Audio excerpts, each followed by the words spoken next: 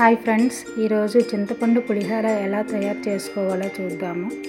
పచ్చిమిర్చి తీసుకొని సన్నగా కట్ చేసుకోవాలి. అలానే చిన్నగా అల్లం ముక్కను చిన్నగా తరుముకోవాలి. ఈ పులిహోర చాలా సింపుల్, ఈజీ ప్రాసెస్. దీనికి కావాల్సిన పదార్థాలు పల్లీలు, జీలకర్ర, పోపులు, ఎండుమిర్చి, కరివేపాకు, చింతపండు, నెక్స్ట్ అన్నము, ఇంగువ మెయిన్. ముందుగా కళాయి స్టవ్ పైన పెట్టుకొని తగినంత ఆయిల్ పోసుకోవాలి. మనం తీసుకున్న రైస్ క్వాంటిటీ బట్టి ఆయిల్ కూడా వేయాలి. ఆయిల్ బాగా హీట్ ఎక్కాక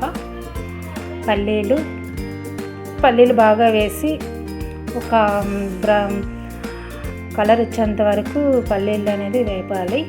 అలానే పోపులు అనేది ఏంటంటే మినపగుళ్ళు, శనగపప్పు, ఆవాలు, అవి కొంచెం కలర్ వచ్చిన తర్వాత జీలకర్ర వేయాలి.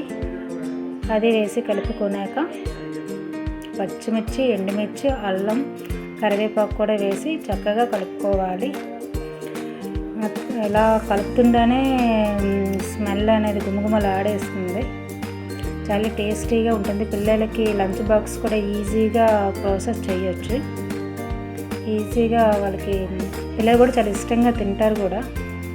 మనం తీసుకున్న రైస్ క్వాంటిటీని బట్టి ఉప్పు, పసుపు కూడా వేసుకోవాలి. బాగా కలుపుకొని ఒక గడియ చాలా బాగా పోపులు అనేది వేగాలి. నెక్స్ట్ తగినంత ఇంగువ కూడా వేసుకోవాలి. ఇంగువ వేస్తే పులిహోర చాలా టేస్టీగా ఉంటుంది. చింతపండు ముందుగానే గుజ్జు తీసుకొని పెట్టుకున్నాను. మన క్వాంటిటీ బట్టి చింతపండుని కూడా తీసుకొని తాలింపులో వేసుకుంటే అచ్చం మన ప్రసాదం చేసే పులిహోరలానే ఉంటుంది. కొంచెం పులుపు దగ్గరగా మరగనివ్వాలి. దగ్గరగా మరిగాక చాలా దగ్గరగా అవ్వాలి. దగ్గరగా అయిన తర్వాత మనం తీసుకునే రైస్లో వేసుకోవాలి.